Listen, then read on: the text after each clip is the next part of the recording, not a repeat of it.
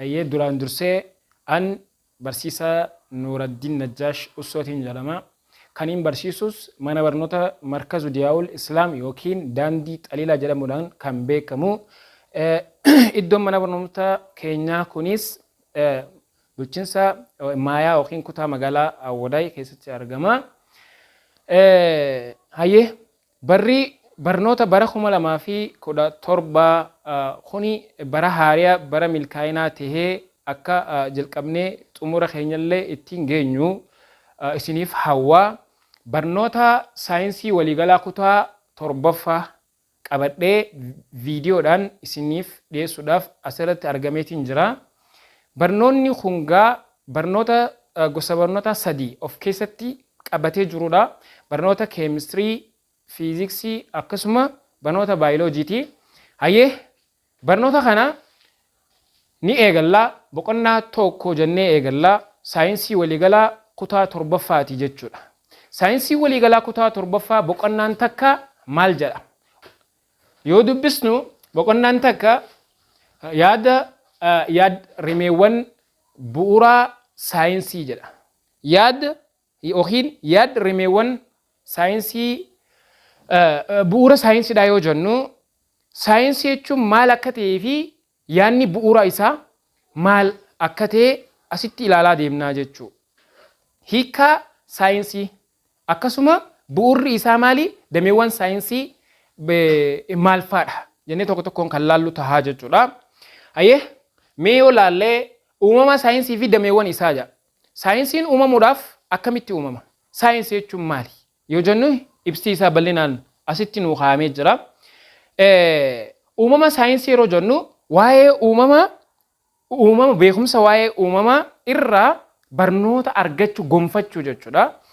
Uumama saayinsii yeroo jennu waa'ee beekumsa waa'ee uumamaa san waa'ee uumamaa fakkeenya lubbu qabeeyyii ta'uu danda'a, lubbu dhabeeyyii ta'uu danda'a. Cufti wantoota lubbu qabeeyyiitii fi lubbu dhabeeyyii walitti dhufee wantoota yoo kan jedhamu ta'u wantoonni kunniin uumama waa'ee uumama kanneenii kan ibsu nu tahaa jechuudha. Fi dameewwan isaa dameewwan saayinsiidha. Asirratti ni ilaalla. Hiika saayinsii jedha. Jalqaba irratti hiika saayinsii yookiin definition of science kan jennu afaan Ingiliffaatiin jechuudha. Hiika saayinsii jechuun maali? Saayinsii jechuun beekumsa fi adeemsa beekumsa ittiin argatanidha jedha. Jechi saayinsii jiru kuni gara biraatiin beekumsa jechuudha. Akkasuma adeemsa beekumsa ittiin argatan jechuudha.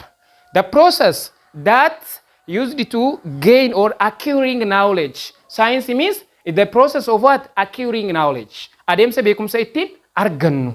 Yookiin beekumsi namni tokko gonfatu maal jedhamennaan saayinsii jennaan. Kanaaf saayinsii jechuun walumaa jalqaba maal jenneen beekumsa jechuudha. Knowledge isa jennu san jechuudha. Fi adeemsi beekumsa kana ittiin gonfatan kallattii garaagaraatiin walitti dhufee maal jennee ittiin ibsuu dandeenya? Saayinsii jennee ittiin ibsuu dandeenya jechuudha. Akkasuma saayinsii jechuun maali? Mala qo'annoo jechuudha. Qorannoo fi qo'annoo waan jedhamu jira. Mala qo'annoo ta'ee waa'ee uumama waliigalaa. Just bakka kanatti immoo adda baafachuu dandeenyu waa'ee uumama waliigalaa yeroo jedhamu living things ta'uu danda'a, non living things ta'uu danda'a. Lubbu qabeeyyii cufa isaa, lubbu maleeyyiis cufa isaa. Kun hundi isaa maali? Waa'ee uumama waliigalaa jedha. Okay? Waa'ee biyyee ta'uu danda'a, waa'ee qilleensaa ta'uu danda'a, waa'ee roobaa ta'uu danda'a, waa'ee bishaanii ta'uu danda'a, waa'ee albuudota kattaalee garaagaraa ta'uu danda'a.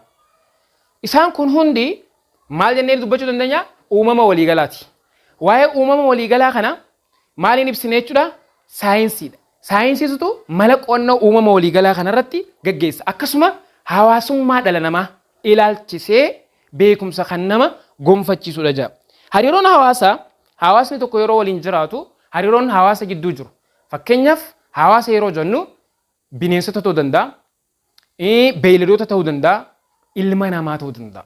Hariiroon hawaasummaa bineensota gidduu jiru waliin jiraachuu keessatti, wal utubuuta keessatti, wal adamsanii waliin jiraachuu keessatti hariiroo jira jechuudha.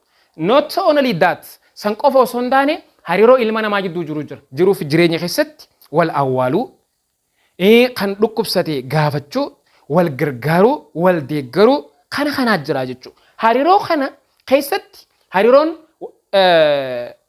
dhala namaa gidduutti adeemsifamu yookiin wantoota uumamaa gidduutti adeemsifamu maaliin ibsamuu danda'a yoo jenne saayinsii waan jedhamu kanaan ibsuu dandeenya jechuudha. Kanaaf akka waliigalaatti mala qo'annooti jechuudha. Mala ittiin qo'annu. Mala ittiin qo'annu waa'ee maali? Waa'ee uumama waliigalaa. Mala ittiin qo'annu waa'ee maali? Waa'ee hariiroo hawaasummaa dhala namaa ittiin qo'annu maal jennaan jechuudha. Shoorti goonee saayinsii jennee ibsuu dandeenya jechuudha. Akkasuma saayinsii jechuun beekumsa qindaawaadha inni. Beekumsa qindaawaa ta'ee daawwachuudhaan kan argannu. Waan tokko daawwachuudhaan beekumsa waan irraa ittiin argannu. Mala dha'uudhaan ammas waan daawwatte takka irratti deemtee waan tokko ni daawwatta. Erga daawwattee paarkii haa ta'u waan daawwatte san irratti waan argite statistics yookiin information odeeffannoo waan tokko daawwachuudhaan argatte san irratti mala dha'uu jira. Eegasii mala ni dhooyta. Eega mala dhooytee booda ammoo yaalii gaggeessu. Wanti suni hagam takka qabatamaadha. Ragaan jiru ragaan odeeffannoo san irraa argatte hagam takka qabatamaadha jettee yaaliidhaan mirkaneeffachuu jechuudha. Booda irratti waan yaaliidhaan mirkaneeffatte san ibsu yookiin barreeffamaanis ta'u yaadannoodhaan barreessitee ibsu san booda hiikuu san booda ammoo sababeessuudhaan adeemsa beekumsa ittiin argannu waan san sababeessinee yeroonii fi beekumsa goonee yookiin barnoota goonee raayit goonee barreessinee yoo lafa keenyu wanni kun walitti dhufee maali? Adeemsa qindaawaa yookiin beekumsa qindaawaa saayinsiin ittiin gonfatamu jechuudha jechuudha. Saayinsiin ittiin gonfatamu. Maaliin? Daawwachuudhaan, mala dha'uudhaan, yaalii gaggeessuudhaan akkasuma ammas waan yaalii gaggeessitee mirkaneeffatte san barreessitee bifa barreeffamaatiin dhiyeessuudhaan eegasii hiikuu ibsuu jechuudha. Waan ibsite san sababa isaatii wajjin dhiyeessuudhaan beekumsi ati gonfattu sun jeneraalii beekumsi qindaawaan bifa kanaan kaayamu kun maal jennee dubbachuu dandeenya? Saayinsii jennee ibsuu dandeenya jechuudha. Inni biraa waa'ee saayinsiidha. Bara durii mala aadaatiin saayintistoonni saayinsiitti fayyadamaa turuu isaa asinni dubbanna. Saayintistoonni kun maal jechuu dandeenya? Baayoloojistii jechuu dandeenya.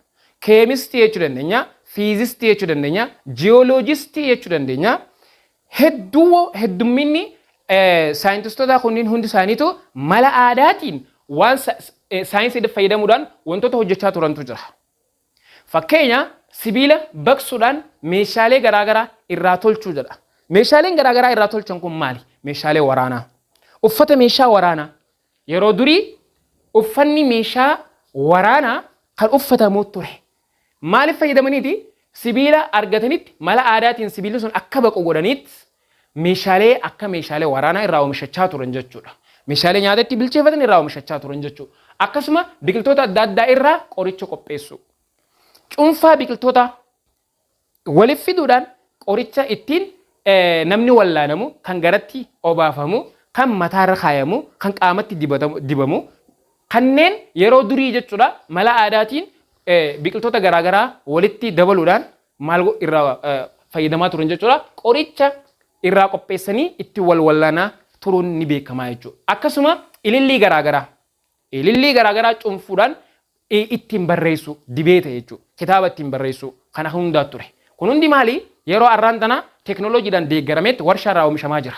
Garuu yeroo duriitti saayinsii aadaatti fayyadamanii waan kana beekumsa xabboo yookiin beekumsa xiqqaa yeroo san qabanitti fayyadamuudhaan saayinsiitti gargaaramanii yeroo sanitti dhalli namaa hariiroo dhala namaa yookiin hariiroo waliin qaban san keessatti bifa kanaan faayidaa irraa buufachaa turanii jiru jechuudha.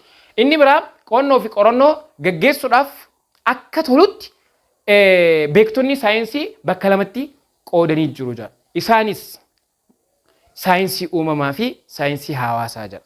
Saayinsii uumamaa jechuun kan waa'ee uumama waliigalaa qootu yommuu ta'u, saayinsii hawaasaa jechuun kan waa'ee hariiroo dhala namaa jidduu jiru qootu jechuudha. Saayinsii uumamaa yeroo jennu waa'ee uumamaa, waa'ee gaarreenii, waa'ee ardiiwwanii, waa'ee uumama namaa, waa'ee uumama biqiltootaa, waa'ee uumama bineensotaa.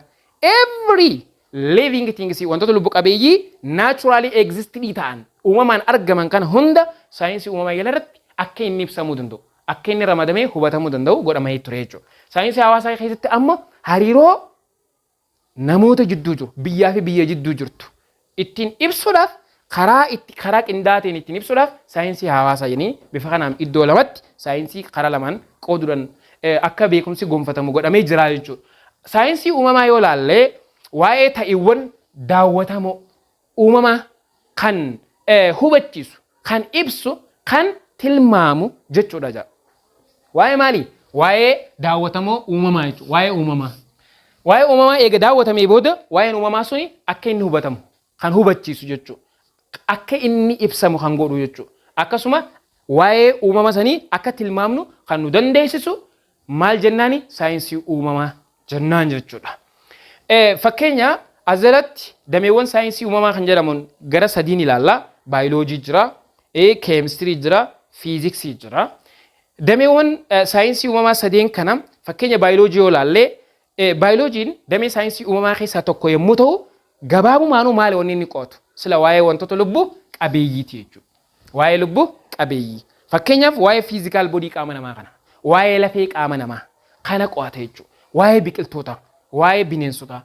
Wantoota lubbuu qabeeyyii from very smallest organism to very largest organism. Organismoota baay'ee xixiqqoo ta'an irraa isa hanga guddaatti kanneen lubbuu qabeeyyii ta'an hunda isaatu maaliin saayinsii kam jalarra mannee ittiin ibsuu dandeenya jechuudha. Damee saayinsii uumamaa isa baayoloojii jedhamu kanaatu wantoota lubbuu qabeeyyii kana hunda ittiin ibsinaa jechuudha. Kabiraa damee barnoota saayinsii uumamaa keemistirii jedhamuuti. Keemistiriin damee barnoota saayinsii uumamaa kana keessaa tokko yommuu ta'u inninis sila waa'ee maalii qo'ata? Waa'ee wantootaati. Waa'ee maatariiti. Yookiin waa'ee wantootaati. Waa'ee wantootaa sanirraa waa'ee maaliiti? Waa'ee wantootaa caasaa waa'ee wantootaa. Akkami qaamni namaa kun structure akkamitti akka ta'e yookaan biyyeen kun akkamitti akka wal qabee taa'u jiru. Caasaan baala biqiltootaa keessa jira. Kana jechuudha. Akkasuma amaloota wantootaa. Amaloota fiizikaalaa, amaloota keemikaalaa waan jedhamu jira. Amala wantootaa qabiyyee waan tokko keessatti argamu chookiin tun maal of keessaa qabdi, maal faarraa ijaaramte kan qootu jijjiirama wantoota, jijjiirama fiizikaalaa, jijjiirama keemikaalaa kan jedhamu jira. Wantoota kanneen kan qoratu maal jennaani? Keemistirii jennaan. Akkasuma waa'ee wantoota haaraa oomishamanii warshaarraas ta'e kan qo'atu keemistirii jennaan jechuudha. Inni itti aanu fiiziksiidha.